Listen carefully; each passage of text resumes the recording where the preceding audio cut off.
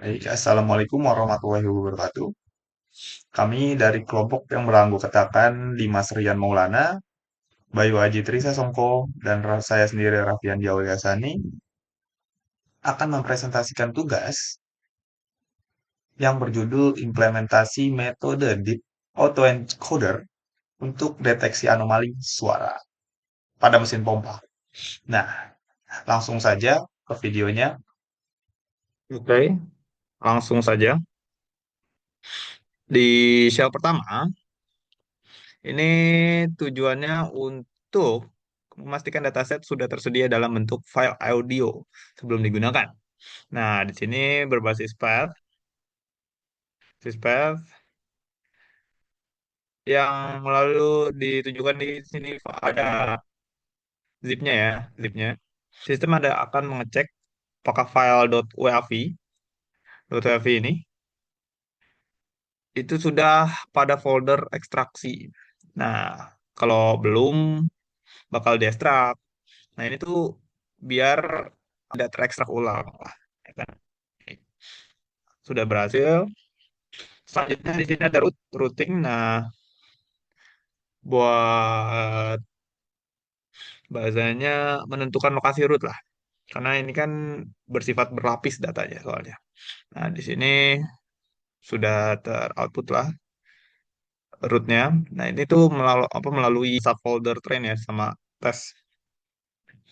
Nah, nih train dan tes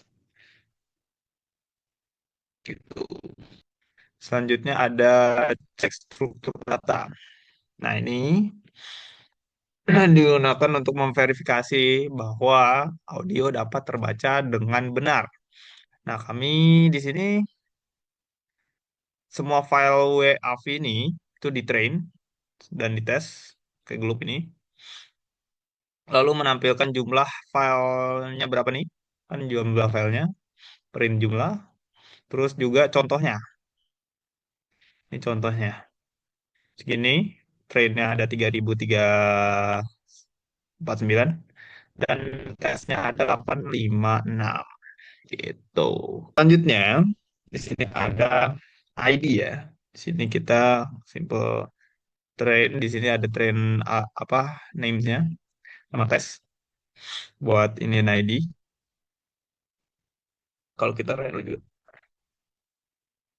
Nah di sini bisa dilihat contohnya ID 04 gitu kan mesinnya buat mesin ID-nya mengekstrak ID lah gitu. Buat gimana ya tahu gitu mesin apa aja. Di sini ada 00, 02, 04, dan 06. Selanjutnya di sini labeling ya buat nge-label. Di sini bisa dilihat anomali sebagai satu, normal sebagai nol. Giliran di sini tes normalnya ada 400, tes anomalinya ada 456. 456. Seperti itu.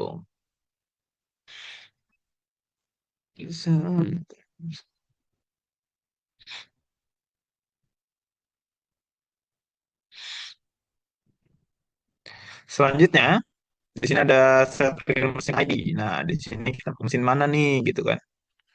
Di sini kita pakai mesin 4 target mesin 4. Nah, itu setiap mesin itu akan beda ya.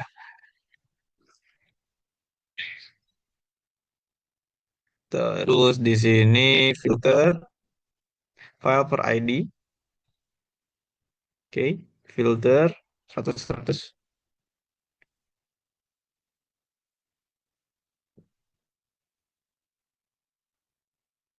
100 100 seperti itu. Intinya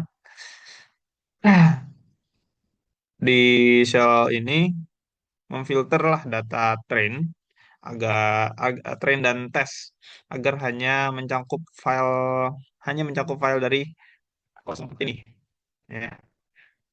04 itu. Setelah itu dicek kembali distribusi label normal anomali khusus untuk mesin guna memastikan data valid dan siap digunakan untuk pelatihan serta evaluasi model. Oke.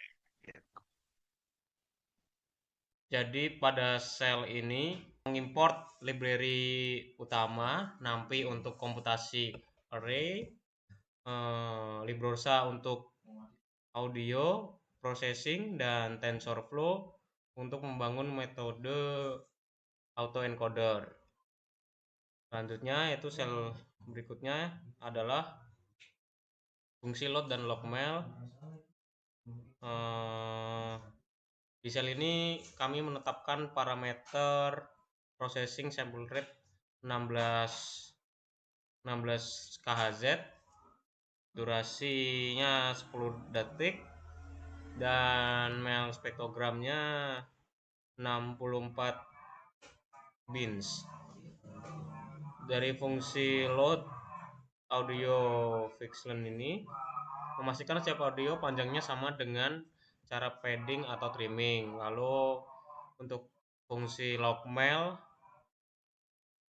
mengubah audio menjadi logmail spektrogram lalu dinormalisasi per sampel agar skala fiturnya stabil.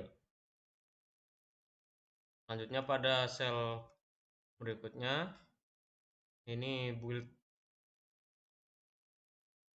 train. Sel ini mengubah daftar file menjadi dataset fitur, dan built-in dipakai untuk train karena train hanya berisi normal, sedangkan build xy dipakai untuk tes karena kami butuh label untuk evaluasi. Selanjutnya pada sel split train. Di sel ini kami membagi data normal menjadi train dan validation dengan rasio 80:20. Validation dipakai untuk menghitung file R sebagai referensi penentuan threshold. Selanjutnya ini akan dijelaskan oleh teman saya. Terima kasih. Oke, selanjutnya kami membangun autoencoder, melatihnya dengan data normal lalu menghitung anomali, skor, dan evaluasi. Pada sel ini kami membangun model autoencoder karena dense butuh input satu dimensi. Spektrogram kami flatten menjadi input dim sama dengan n MELS dikali t frames. Model encoder menekankan dimensi sampai bottleneck, latent dim, lalu decoder merekonstruksi kembali. Loss yang dipakai MSE karena kita mengatur error rekonstruksi berikut, dan berikut adalah run dari sel tersebut. Selanjutnya ke sel train model. Di sel ini kami melatih model. Input dan targetnya sama karena autoencoder belajar merekonstruksi data normal. Kami pakai early stopping agar training berhenti ketika file loss tidak membaik dan menggunakan bobot terbaik. Dan outputnya sebagai berikut. Harapannya file loss turun atau stabil. Kalau naik terus berarti model belum belajar baik atau data masih noisy. Selanjutnya yaitu pada sel ini reconstruction error. Di sel ini kami menghitung anomali scroll berupa reconstruction error. File R dihitung pada validation normal. Kemudian tes R dihitung pada tes yang berisi normal dan anomali. Semakin tinggi error, maka semakin besar kemungkinan anomali. Dan berikut adalah hasil run di sel itu. Selanjutnya yaitu cell tuning threshold dengan presentil. Pada sel ini kami mencoba beberapa threshold dan presentil distribusi file R. Untuk tiap threshold, kami hitung precision, recall, dan F1 terhadap test set serta melihat TP atau true false, FP, TN, dan FN. Ini menunjukkan trade-off threshold yang rendah biasanya recall tinggi, tetapi FP juga tinggi. Untuk berikut adalah hasil dari run sel tersebut. Bisa dilihat untuk menentukan threshold kami tidak memilih angka secara asal.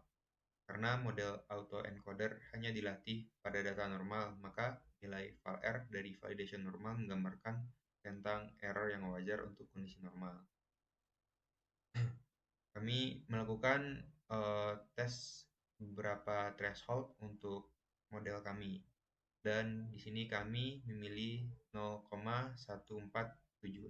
Kenapa kami memilih threshold yang 0,1476? Karena pada nilai ini dapat trade-off yang paling sesuai untuk model kami. Di sini bisa dilihat recall yang tinggi, sehingga anomali jarang terlewat, sementara precision masih dalam batas yang bisa diterima. Dengan kata lain, kami lebih memilih lebih banyak alarm dibanding anomali yang tidak terdeteksi. Karena pada konteks maintenance, melewatkan anomali akan lebih berisiko.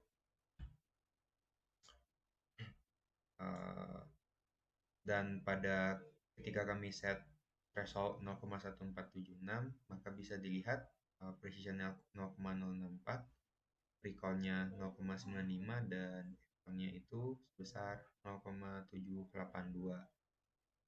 Jadi 0,1476 dipilih karena menjaga FN rendah atau anomali tidak banyak terlewat sesuai tujuan predictive maintenance. Pada sel inilah kami bereksperimen untuk set nilai thresholdnya. Selanjutnya, pada sel ini kami memvisualisasikan distribusi error, validation error, tes normal, dan tes anomali. Garis putus-putus ini menunjukkan thresholdnya, yaitu 0,1476. Jika anomali cenderung berada di kanan threshold, artinya model kami mampu membedakannya. Selanjutnya itu, ini adalah sel score. Ini adalah sel score untuk threshold tadi dan sudah dijelaskan sebelumnya. Dan bisa dilihat di sini ada confusion matrixnya. Untuk TN itu 52, FP 48, FN 5, dan TP itu 95. TN itu yaitu normal terdeteksi normal, FP itu normal yang dideteksi anomali, untuk FN itu anomali yang dideteksi normal, dan untuk TP itu anomali yang dideteksi anomali. Selanjutnya pada sel ini kami membuat fitur upload file WAV. Di sini file akan diupload dan disimpan ke dalam folder upload WAV. Lalu diproses dengan processing yang sama seperti training. Kemudian di sini model sudah bisa menentukan apakah file tersebut anomali atau normal. Berikut adalah simulasi untuk demonya.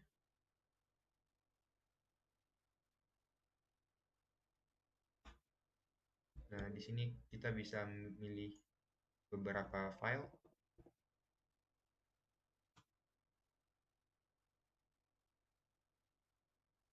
Nah, kemudian bisa terlihat dari file tersebut.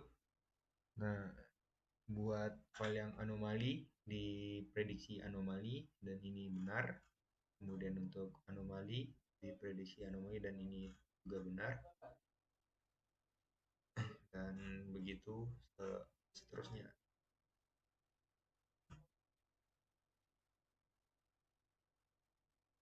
Nah, kemudian Kemudian pada sel ini hasil rekapnya, yaitu yang menghitung beberapa file demo yang tadi diupload.